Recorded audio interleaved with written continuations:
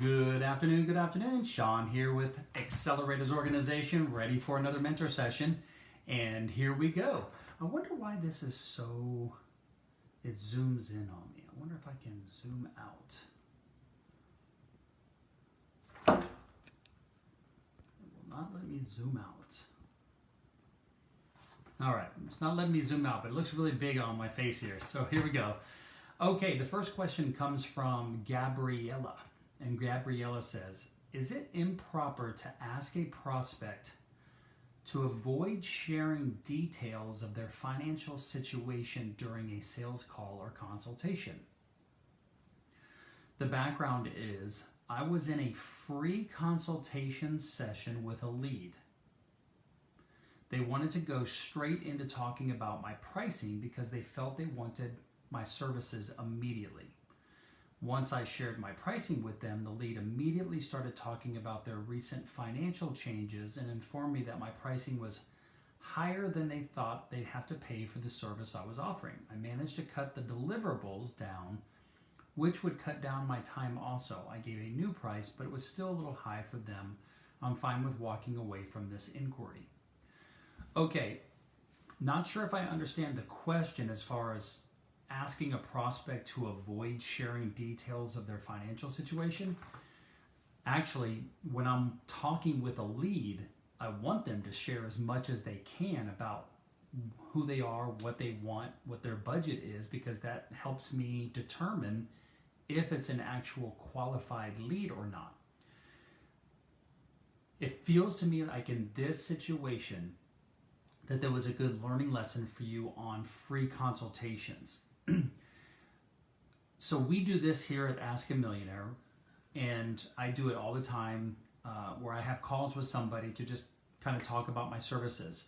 I don't normally do free consultations, and if I did, I would compartmentalize a free consultation and then look to transition to see if that was going to be a qualified lead. But I also might use that free consultation as a way to determine if that particular lead was a qualified prospect and if I even needed to entertain trying to close them as a client. If I'm providing a free consultation to a lead as part of my marketing, and in that, they go, gosh, Shawn, I really love you. I think you're amazing. What do I need to do to work with you? I would say, well, let's go ahead and get through what we're going through. Or if we're done, then I might go into, okay, well, let's talk about what you need and why you need it and what kind of return on investment that would have for you. What I want to do now is I want to qualify that lead and build up value as me being the authority expert and determine if they have a budget. And one of my questions in this situation might be, what kind of, you mentioned that you need this, and here is why you need this. Do you have an idea of what kind of budget you have to invest towards making that happen? If they come back at a reasonable number to what you offer, then you can negotiate. If they come back and say, well, I don't really have a budget, I don't really have any money, you'd be like, well, if you wanted to get this done, whether it was from me or another reliable vendor, that's going to run you somewhere between this and this. My rates start at this. I understand and appreciate that you'd like to work with me, but my starting rate is this. I could offer you some a la carte services or blah, blah, blah, blah, and then you just go into your regular sales pitch. But I don't think it would ever be improper for a prospect or lead to share their financial situation with you. You actually want that. Okay? Hope that helps, Gabriella. Okay, the next question comes from Crystal, and Crystal says, how do I determine or calculate the right pricing according to my expenses? The background is I'm a nail technician in the beauty industry. I'm feeling like I may be undervaluing myself in my pricing, but I just feel stuck.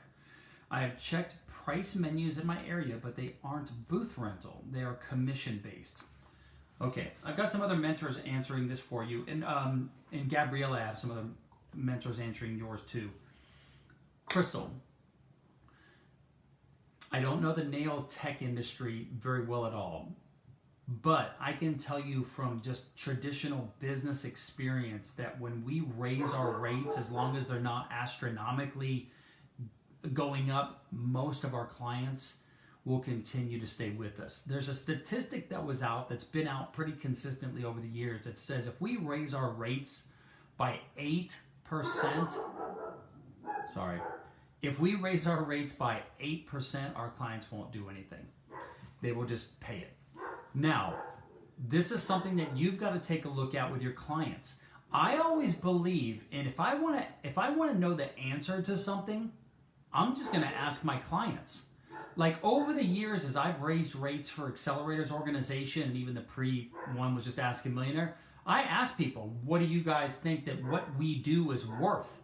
Most people end up coming back and saying that it's worth way more than I even charge, but I just take a look at it and say the majority of my expenses, all the time development that I put into it, the web development, all those types of things, and I just say, okay, well, I think that based on volume, which I'm going for helping more and more people, as it grows, it will get more profitable as we grow our membership.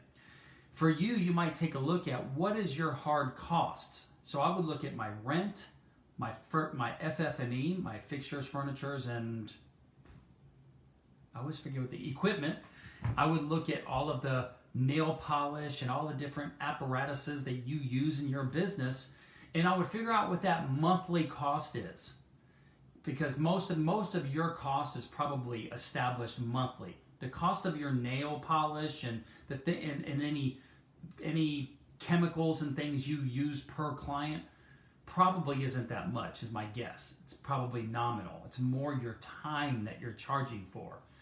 I want to make sure when I'm charging for my time that if I work X amount of hours per day, per week, per month, that I am making income-wise the amount of money that I want to be making.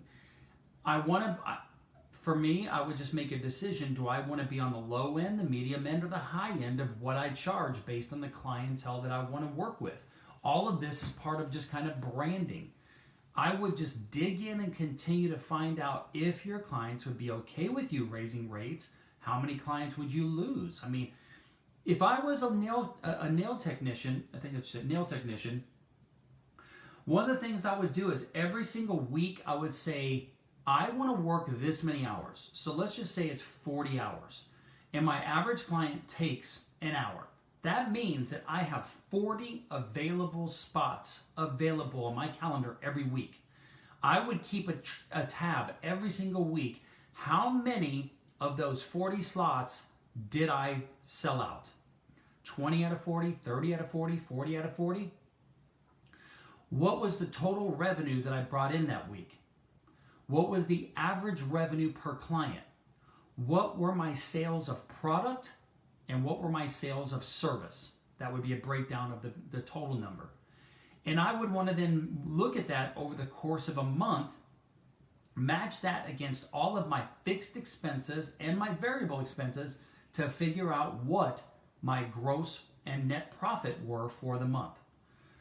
That is how I would run my business.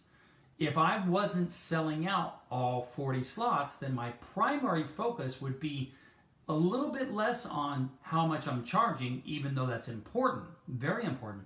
But my focus would be on how do I sell out all 40 slots, or 30 slots, or 60 slots. I want my calendar. I would rather have 40 clients paying $50 each, $2,000 a week, than 20 clients paying 100 and whatever that would get me the same amount.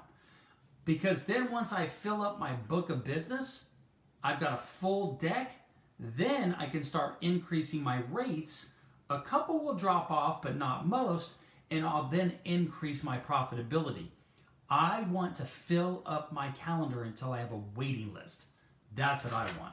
Okay? Hope that helps, Crystal. Got some other mentors answering this for you. Okay. Oh, man, I'm missing a piece of paper. Darn it. Okay, next question comes from Edward. And Edward says, I've been selling on Amazon for a few months now and want to know what you find the most effective sales funnels are for Amazon listings. Also, have you found a way to measure the effectiveness of sales funnels on Amazon, because I can't find a tool within Seller Central to do that. The background is I have 2 e-commerce brands, and the brand I'm selling on Amazon is direct-to-consumer skincare products. Edward, I have absolutely no idea how to run an Amazon store myself. I cannot answer this one for you, or that is my answer. I do have Jerry Morton, who does a lot on Amazon, Joel Gandera, who I don't know if he does any on Amazon, but I know he understands it, and Todd Ferguson, who I also know does a lot on Amazon. I'm gonna have to carry my iPad with me. You guys are gonna walk through my house with me, because I am missing some pieces of paper here. I have never done this in 4 years of doing mentor sessions. I must have dropped a piece of paper as I was getting it from the printer, or the printer ran out of paper. That was a problem. Well, there you go. You guys just get to see my home office here. Give me 1 second, because I've got to fill up the printer with some paper. And then I'll have the rest of the questions. Get in there. Come along on the journey of being an entrepreneur. Let's do this.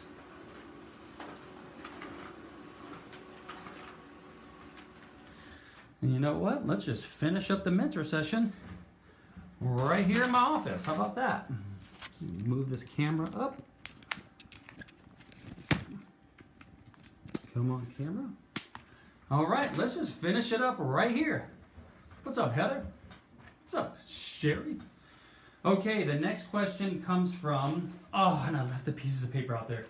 I am just not a happy camper right now. The next question comes from Ricardo. And Ricardo says, how do I keep myself accountable and keep track of my goals? The background is I'm looking for ways to start tracking my goals, both in business and personal. Are there any strategies y'all can recommend to me, or simply advise to start? Thank you for your help. I'm also going to have about 5 other mentors answer this for you. I use a piece of paper and a pen. That's all I do. I use a piece of paper and a pen. Regular pieces of paper on a notepad, that's how I do it. I go, this is what I'm trying to accomplish, and this is what I'm going to do. Now, I also love to use a whiteboard. I'll give you an example. Right now, I'm on a 5-week fitness plan. On my whiteboard, I draw out the lines and the days of the month, okay? And I basically say, here's my particular plan that I'm on right now. I'm trying to lose weight. I'm not going to get more complicated than that. Just trying to lose weight. I mark on each day what my cardio in the morning is going to be, what my cardio at night is going to be, and how much I weighed in that day. I keep track of every single day that I weigh in, and I weigh myself at exactly the same part of the day. For instance, I usually wake up, let my dogs out, go to the bathroom, and then I go work out. I come back up, I take a shower, I relax for about 5 minutes. I'm kind of just sweating a little bit out, and then I weigh myself. It's also the lowest weight I'm going to be during the day, and I know this, and that's okay, but that's the way I do it. And I weigh myself every single time of the day exactly right then. After I work out or don't, take a shower, wait about 5 minutes after my shower, and then I weigh myself every single day. And I write it down, and I track it every day. And I then have each week, I have a goal. On Tuesday morning when I wake up, I say, as I start the plan on day 1, every Tuesday, this is the weight that I want to be. And I track myself each week to say, oh my God, I got to cut back on calories today. I got to work out a little more today, because I want to reach that goal at the end of the 5 weeks. So in that situation, I love to use for short-term projects, I love to use a whiteboard.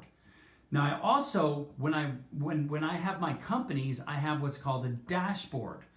I may do my annual planning of big goals that I have, like my big goal for AO that I don't keep track of every day, but I look at it every month, is how many new net members did I add this month, and what's my total new members, and how many did I lose? And that's part of my monthly KPIs that I look at. And my goal for the year is X amount of revenue, X amount of new clients, etc. And so I don't need to track that on a daily basis. That's just in my brain. It's on my one pager that I have on my computer. But when I have a project, I'd like to track stuff every single day or every week what I'm doing. And I just use very simple. I don't overcomplicate things. I just use a piece of paper and a pen, or I use a whiteboard. I keep it nice and simple. Okay? Hope that helps, Ricardo. I got some other mentors answering that for you.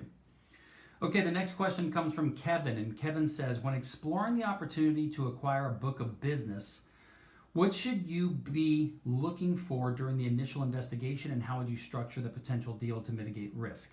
The background is I've been approached by a similar business to see if I was interested in working together or purchasing a book of business for bookkeeping clients. The current owner purchased this book of business previously and has since been hired full-time by one of the clients. This would be a nice addition if done correctly. I'm looking for insight on how to handle this process and how best to protect myself. The biggest fear is that clients will want to leave after a second acquisition/transition, and I potentially have overpaid or made a bad deal. Thank you. I've got about 6 other mentors answering this for you, and I'm interested to see what the other 6 say, but here's what I would do. I would only do it at a very, very deep discount of the first 12 months of revenue. So for instance, if he is billing out $100,000 a year and he can substantiate that in financial statements that those 10 clients produce $100,000 of revenue, I would agree to purchase it for a deep discount, maybe $40,000, but I would do it as an earnout. I'd say, hey, listen, he probably doesn't need the money, and he's probably not going to be able to sell it to somebody else.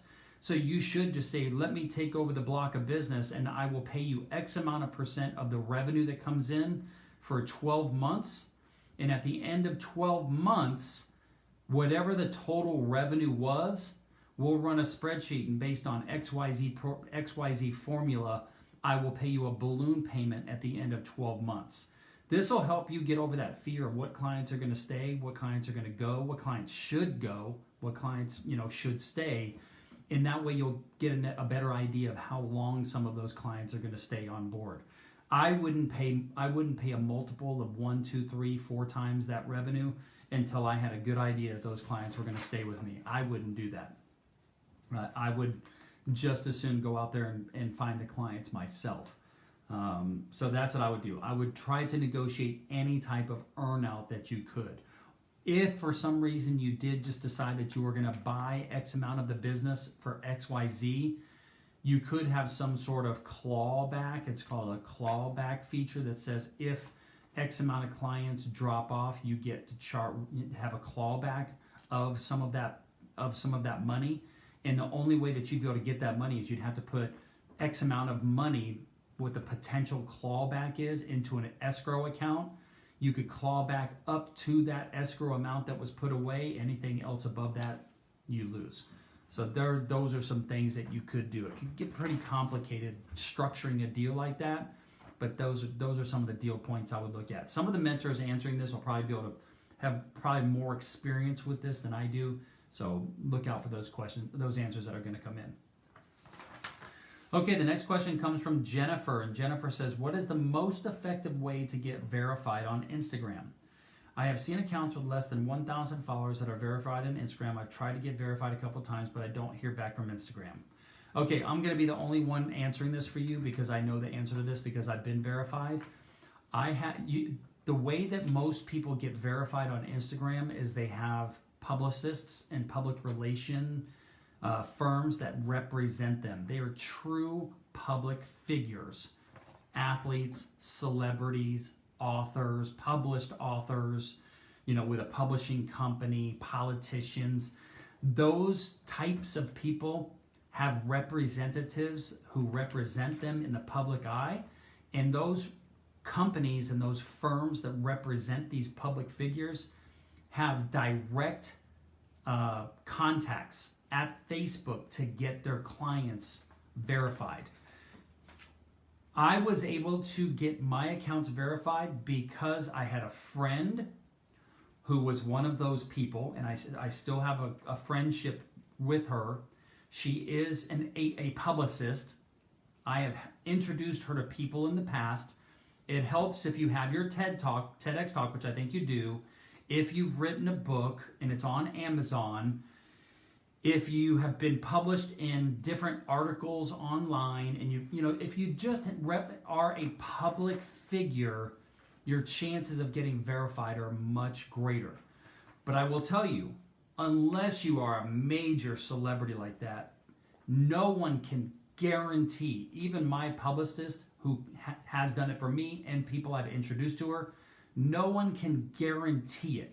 So even the girl that I could introduce you to, who charges like $4,000 to do it, because it's very time consuming. It's not just submitting an application, it's gathering a bunch of information and then working the relationship sometimes for a couple months in order to get it verified. That's how much she charges. She can't guarantee it. So you're gonna pay her hoping that you get verified, but she is gonna be as legitimate of a type of agency that can do it as anybody. And so that's how the people that I know personally that have gotten verified, she's verified them, and then anybody else that I've met usually had some sort of publicist or agent who has an actual direct relationship at Facebook. And even then they can't guarantee it. You still have to be able to prove that you are a public figure. Okay? Hope that helps. Okay, the last question comes from Selena, and Selena says, how do I ask for a raise in my day job? And Selena, I modified and edited your lengthy description. You did good, but I modified it to get rid of some of the just talking points. The background of this question is I work in a very niche position. There are very few people in my industry that do what I do. I am a compliance and education manager for a tattoo ink company. These products are coming into heavy regulation in recent years, and people who know the territory are in short supply. I also wear many hats for the company.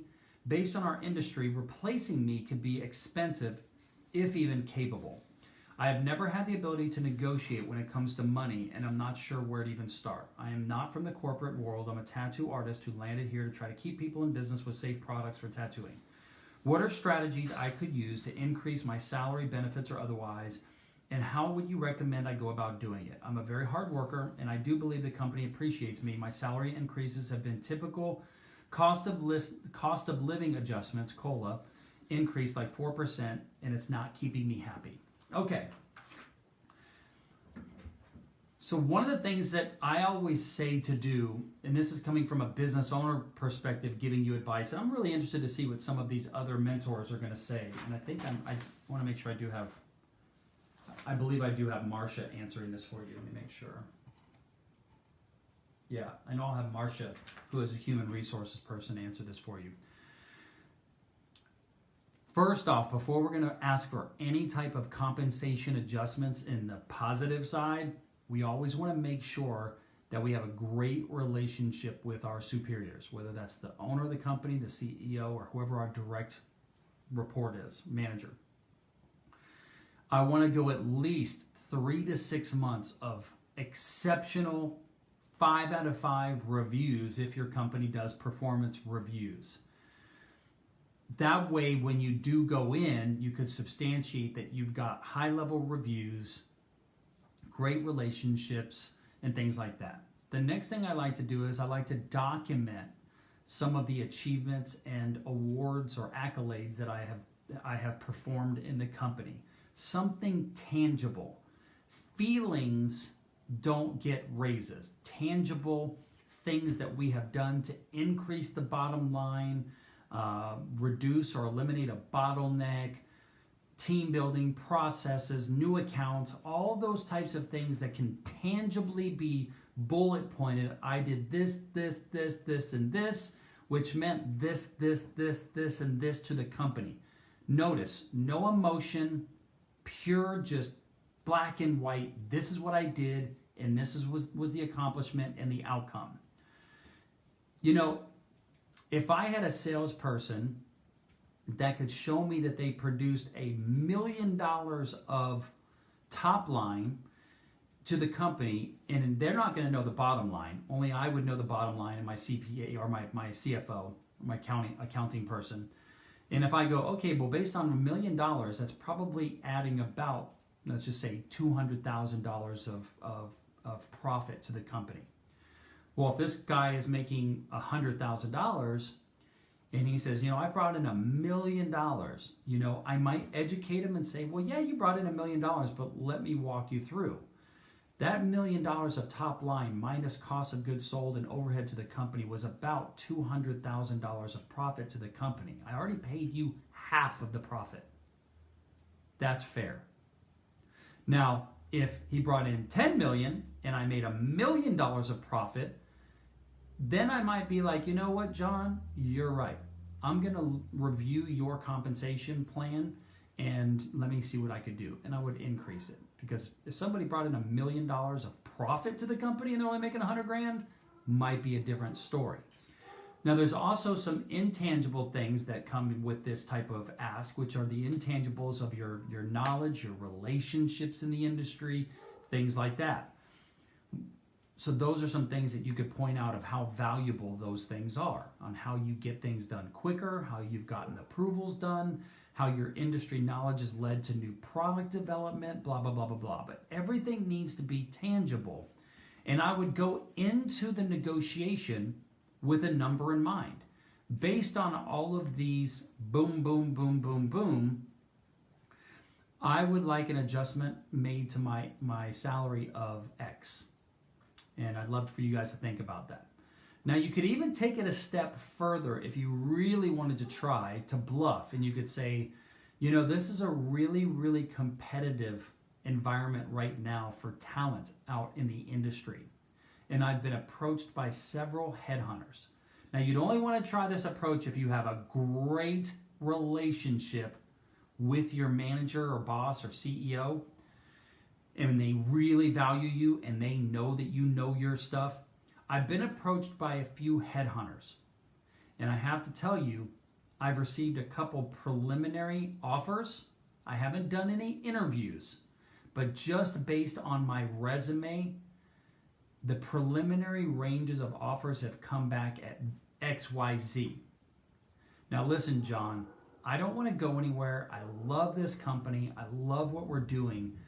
But when we're talking about a difference of, and I'm just using hypothetical numbers, when we're talking about a difference of 100,000 and 150,000 or 175,000 plus 2 extra weeks of vacation, stock options, end of year bonuses, blah, blah, blah, blah, blah, that's hard not to look at. If these companies are offering this to me, then this is probably what you would have to pay if you had to replace me. Now, I'm not saying I'm going anywhere, and I'm not saying that I want to leave. But what I would appreciate, because of what's available out in the market, I would appreciate you guys to re-look at my compensation package and maybe see if there's some room for improvement. And if I'm not going to go anywhere quick. Is 2 weeks enough? What type of time frame would you need to review this? I don't want to go anywhere. So these are some negotiation tactics. If I had an MVP type employee, a key employee, and they came to me and said, hey, I'm getting offers for this, this, and this, I'm going to tell you right now, I would get with my business partners, I'd get with my board of directors, I'd get with my accounting team, I'd get with my CFO, and I'd be like, what is it going to cost if we have to replace this person? I might even get with my headhunter or my recruiter, or I might even get on LinkedIn and start looking at what somebody could get out there. And if I really wanted to keep this person, I would probably adjust their compensation. If I really didn't care about the person, if they were expendable to me, then I'd probably be like, Selena, this is the best we can do. Take it or leave it. And then you'd have to make a decision. It never hurts to ask. As long as you do it when you have a great relationship, you've proven yourself as a team member to that company, they know that you're valuable, they know that everybody likes you, they know that you score high on your performance reviews, that's the best time to ask for any type of compensation increases. Can't be when they're mad at you, can't be when they think you're expendable, can't be emotional. It's got to be as I've just discussed. So I'm interested to see what the other mentors say about this, but that's the way that I would do it. And I've actually had a couple people do this to me over the years, and a couple of them have been expendable, and I'm like, hey man, if you got the offer, I say go for it.